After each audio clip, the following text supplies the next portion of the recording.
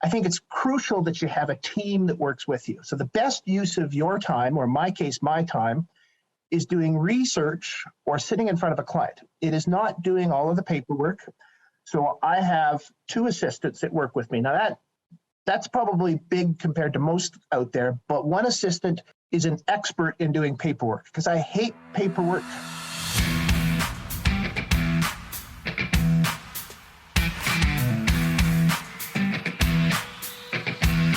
Hi, I'm Chris Reynolds, and for my entire career, it's been my mission to help independent financial advisors build a better business through a remarkable client experience.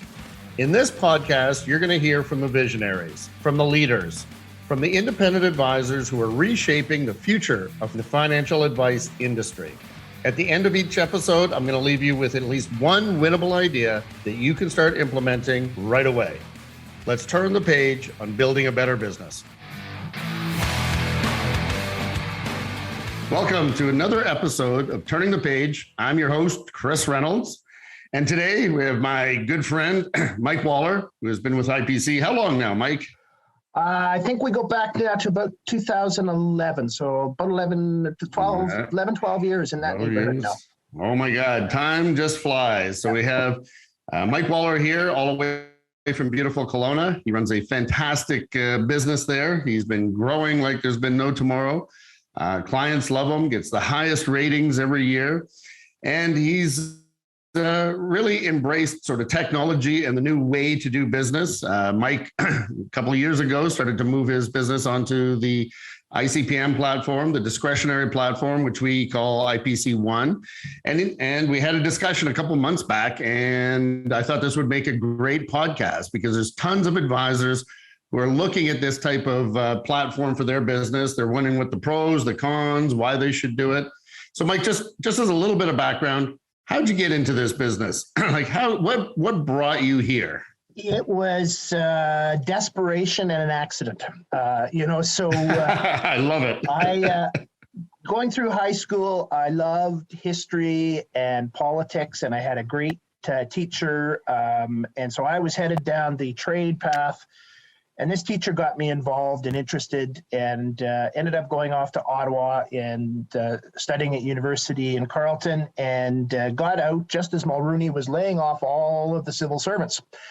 So I had no fun finding a job, and had a fiance who was still in university. So working at a golf course one day, this guy from London Life comes up to me and says, "What are you doing this for, Mike?" And so at 22 years old, which is way too young to start selling life insurance, but desperation and sheer stubbornness, I survived long enough to actually figure out what the hell I'm doing and where I'm going. So it's been a great journey, but along the way, I questioned my sanity, probably by the minute that first year, and by the week the second year, and gradually got my feet underneath myself.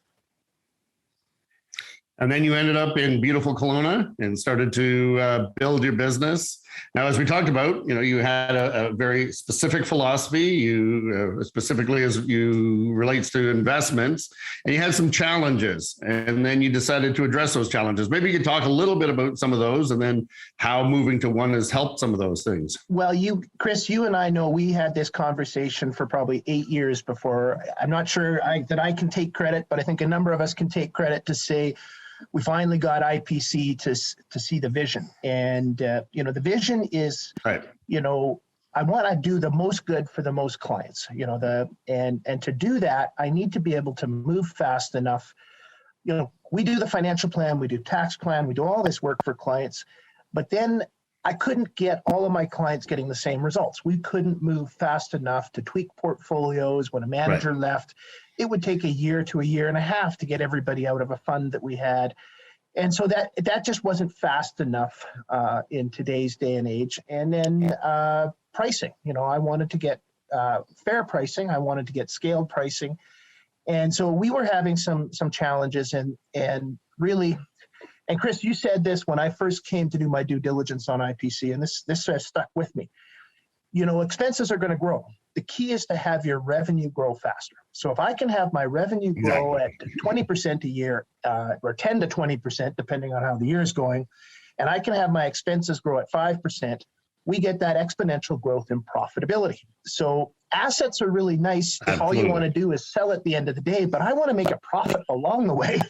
And so we have to have this scalable model that allows revenue to grow faster than expenses. And that's what IPC One is. It's a good balance between IPC's need for profitability and Power Corp, the advisor's need for profitability, and to scale into those right clients.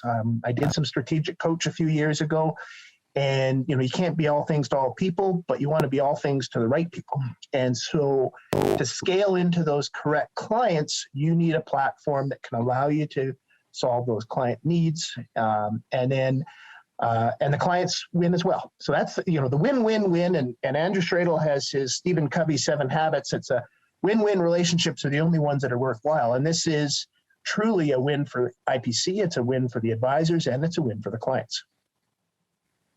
Oh, I would totally agree. Now, what are some of the areas that you've seen really improve? Like, how has your business changed since you've moved over? And what are the things that you're able to do that you just weren't able to do before? So, where this really struck home for me was in COVID, because we were just getting started, and my ability, to move for clients wasn't there then, and now it is. So basically what it's done is it's simplified my book. So I still have total control of the models that I run, and I run SMA, a couple of SMAs, as well as using mutual funds and ETFs. So I can build whatever I want within compliance ranges. So it's allowed me to simplify my book of business and the products that I want to use. If I feel, and this year has been a great example where we've had a lot of volatility, and so I have been rearranging some of my portfolios, not to eliminate risk, because we can't time the market, but when we get nervous, and so April, I increased my cash component and changed a couple pieces, which has helped me a lot. And it's shown clients that I'm doing things. I've not just forgotten about them. So we send out videos to clients saying, here's what's going on, here's how we're managing. And so we are getting very, very few calls from clients that are nervous. And most of them just want to talk to me. They're not actually criticizing now because they've already seen my videos. So the ability to manage clients without having to pick up the phone and have an hour conversation with every single one of them. And I can change their portfolios. So the anticipation is, hey, you're going to get a better break on fees. I hope, and I know that I'll be able to manage risk and improve performance. Now, that doesn't have to be a 5%. If it's a 0.5% to 1% in these low interest rates, well, that's a big deal. A 0.5%, if we're only going to get 5% on a portfolio, well, that's a 10% improvement. That's substantial under most metrics. Absolutely. And it goes to the point that you said, and I really want to dwell into this, is capacity. Like, one thing about advice is you sell your time, and it's where your time is spent is critical to not only the relationship that you have with your client, but also your future success. So maybe talk a little bit more, expand upon that concept of scalability, because I know we talked about where your business is now, but where you see it going. So a couple things. I mean, first of all, technology should improve productivity. And, I think in the volatility that we're seeing right now in the market, one of the questions, it applies to our business is, we're seeing inflation, but if productivity is growing faster than inflation, that's okay, because our income should be going up. And that's a little bit about this. So from a productivity standpoint, I think it's crucial that you have a team that works with you. So the best use of your time, or in my case, my time, is doing research or sitting in front of a client. It is not doing all of the paperwork. Right. So I have 2 assistants that work with me. Now that's probably big compared to most out there, but one assistant is an expert in doing paperwork, because I hate paperwork. I write on my iPad, I give her the note, she prepares it all, bounces it by me, and then off it goes to the client. So I think it's important that you only do high value tasks. And so having a very capable assistant, and then I have another assistant who handles all of the niceties, the IMOs, moving money around and handling all those sorts of things. So, because that comes back to capacity, is I don't have capacity if I have to do all the paperwork and everything else. And we're improving, but it's still a painful process to get accounts up and running and compliant and all the other things. So going forward, we have to use technology and our key differentiation, so where do we add value? Because it's all about adding value to the client. Our key differentiation from the banks and our competition is still us as people. IPC has some of the best planners. So we have to still be able to be accessible by the client. So now that we're coming out of COVID, I am still having half of my meetings online, clients requesting that. But I do need to have client face-to-face meetings still, so we're using that. Right. We are now sending out video compliant, I am running them through compliance, video updates for clients. Yep. So what we've used which is excellent. Yeah, we've used Salesforce. And so we've migrated to Salesforce, getting our clients in there, getting them all segmented so that we can communicate en masse with clients so they feel like they're getting the individual touch without me having to call. And a video is nice because they can actually see me. They can see my emotions. They can see what I'm talking about. So I think, that starting to use video messages rather than just a plain Jane email newsletter, I think is a bit of a better touch. So we're starting to use that in our processes. We're starting to use Conquest. It's quite a bit easier to load in the financial plans. We're hoping that Conquest will be coming into Salesforce. We're using Digit, and I understand Digit's now going to be rolling out to the other advisors. So Digit allows me to analyze my portfolio much better. So it's not just producing a statement, it's actually allowing me to analyze what's going on with my portfolios, which wasn't really something that Univeris or Croesus could do for us.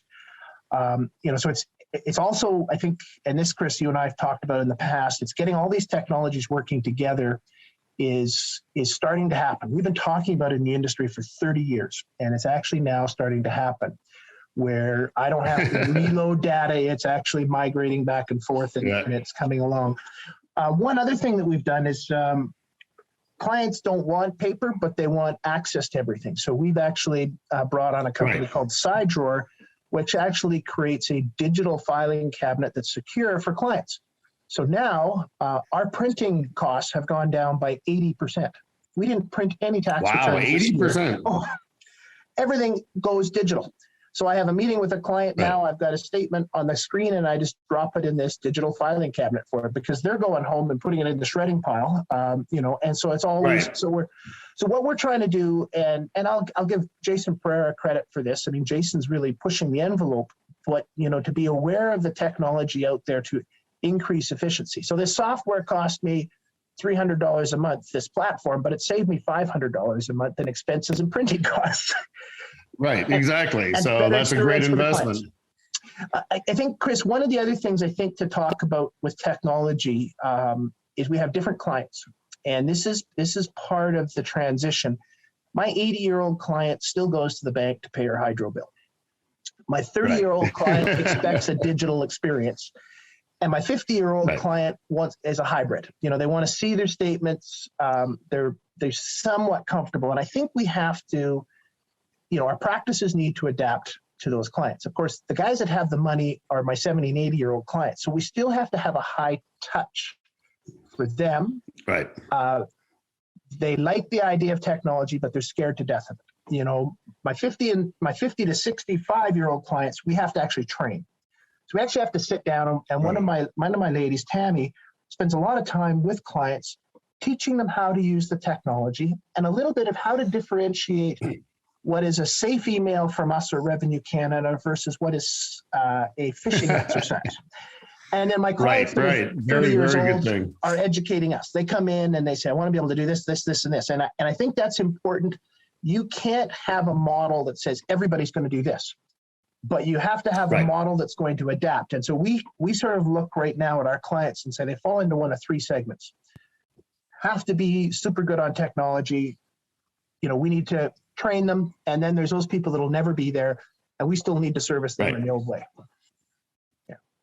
Yeah, no. And so what from a whether it's client base or asset base, how much more capacity do you think you have now, whether it's a percentage or where do you think you're going to go, based on the platform? If you look at where you were 5 years ago till today. So based on the platform, I think most importantly, I'm going to get the right clients, because the right clients, it's not just going into a bank and buying a mutual fund. So I don't think last year's growth is going to repeat, but honestly, I think I can continue to grow it, and I'm not the end of my career, but I'm probably in that last 10 years, but I think I can still grow my practice, at 20% a year. I think I can still take on, if I'm doing my job, I think I can still take on one new client a month.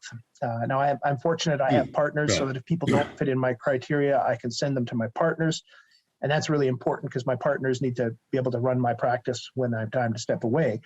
But I think that, I can, whereas 2 years ago, I was at my wit's end managing things. I think that now, because of that efficiency, I can probably keep growing my business, and, from let's say 125 active households to maybe 175.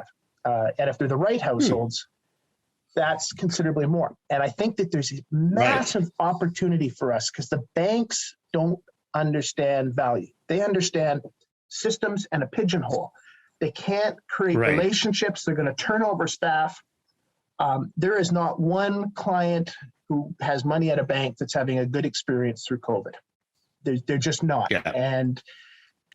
And they don't understand and they don't care. Bond market just got routed. I took over a client yesterday who, why is my bond portfolio down 20% and nobody's talked to me in 2.5 years?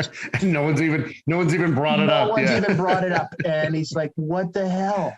And that's, I think that's the issue is the banks don't understand how to take care of people. And that's where we excel. No, absolutely. So maybe give the audience sort of one success story that you can point to is because I had the system, I was able to do this, and this was the result. That would be a great example for people. One example of, there's so many examples of with the system now. I've been getting lots of referrals from an accounting office locally. I mean, I sent them business, and this accounting office is probably sending me, a $1 million to a $3 million account every single quarter. So there's, if you think about that, that's somewhere between $5 and $10 million a year. My growth has become because of this one relationship that has expanded to now the whole senior tax department at this accounting firm. And what the relationship's allowing me to do, and for those of you who don't have IPC One yet, we can have what we call NOMA accounts, and we have our managed accounts. And a NOMA account, it allows me to put things in that I have tax or I have reasons for not selling. And where we differentiate, the accountants come to us with a tax plan. We build a financial plan, and then we go back to the accountants and merge them. And then, we're bringing over assets that may have big embedded capital gains, and I want them into my model portfolios because the clients see the value of that, but they also don't want to trigger these capital gains, or they want to follow an accounting. Exactly. So we've actually been able to, because if you go into a bank, they're just going to say, give me all your money, I'm going to do this, regardless of tax. So one of the things that has really worked for us in this relationship is, okay, you're coming over with $1.5 million, 500,000. We don't want to sell just yet. For whatever reason, usually tax, I can get the rest of the money. I can drip dividends over. I can sell when the client says, hey, it's time to take some money off this. So we can still create a mass plan. So I have my models that everybody fits into, but I can customize it to the client. And that is key. The high net worth client wants something built for them. They don't want just another mutual fund. They want to feel like, hey, you listened to me, you created something custom for me. And it also allows, if they call me and say, hey, Mike, I want to buy some Canadian Tire shares, and that happens not to be in my model, I can go over here and do it. So I think, that key market, and I would say that key market for IPC is anywhere between 500,000 and 5 million, the mass affluent. They're past the going into and just buying a mutual fund. They want something a little special. And that's where this IPC One allows me to do that. And every month, Stephen Cantana and Paul Punzo and the guys they're coming out with tweaks to make it better. We didn't drive off the lot with a Cadillac, but it's getting there, and that's the vision is the Cadillac. We've got a few tweaks, but it keeps getting better. And we're talking about the right things to make it better. Perfect. Well, now we go into the segment, which I call rapid fire. So I'm going to ask you 3 questions. Yep. And just to answer the first thing that comes into your mind. The first thing is, what do you love to do? What is your passion? People, working with people, helping when they are in crisis. When they call me when they're in crisis and I have the answers, it is a mission that I never get tired of. I love that. And this is probably going to lead into the next one. Tell me about the most meaningful interaction you've ever had with a client. Well, this one, I mean, this could take quite a while, but I had a client who was a friend of mine, who was a Mason and who was one of my mentors, and who was a victim of a home invasion. And unfortunately, after several years, he died as a result of those injuries. Oh my God. There was a business in town with 40 employees that he had that is still in business. There is a family that all has homes paid off and taken care of. There is a widow who has a tremendous retirement account now that's financially secure. And if I do nothing else in my career, but that one event and proper planning and thorough planning, then my career has been worthwhile. Just because they didn't want or lack for anything through what was a horrific process. And they were very profitable before. They are very profitable now because I have the whole family, but that's not what's important. The fact is, and I don't think everybody understands, but that business would not have survived. There's 40 families that would not still have jobs if we hadn't done the proper planning. Yep, that is one of my favorite questions because I get great answers like that. Yeah. And lastly, how do you want to be remembered? Well, I'd like the world to be a better place than when I came in. And it sounds like the Miss Universe contest, but truly, we all have only so much time. I want to have great adventures, and I want to help people have great adventures, and just for the world to be a bit better than when I came in. Yeah. Well, I think that's a great mission. So I always end up with my rant, and my rant, of course, is quite easy. Is why should you look at this platform? And we were talking about this before we went on. Whatever time frame you pick, Mike said 5 years, but and I would agree. If you have more than 5 years in this business, you should seriously consider looking at utilizing this type of platform. The platform is much more efficient to help you manage client assets. It's much more efficient from the use of technology. It gives you a lot of time back that you can spend cultivating those great relationships with your clients. So, as a career development, as a financial advisor, I think this is absolutely should be on your list. And from my point of view, I think eventually everybody is going to move their business in this direction. It's just a matter of time of when that actually happens. With that, Mike, is there any final words you would like to leave to our audience? No, just, Chris, don't completely retire. We need you to keep pushing the vision. And, I'm excited about my partnership with IPC. We're going in the same direction right now, which is exciting. It is. And I love it. As I said, we've had this conversation a few times now, and I get more excited every time we have it. So thank you, everyone, for this episode of Turning the Page. I'm your host, Chris Reynolds, and we look forward to having you join us in other episodes. And if you like this episode, give us a few 5 stars right across the board. And also any comments would greatly appreciate it. With that, thank you, Mike, and have a great day. So if you've liked what you've heard today, do us a favor and hit subscribe. That way you'll find another episode and another actionable takeaway on how to keep building a better business.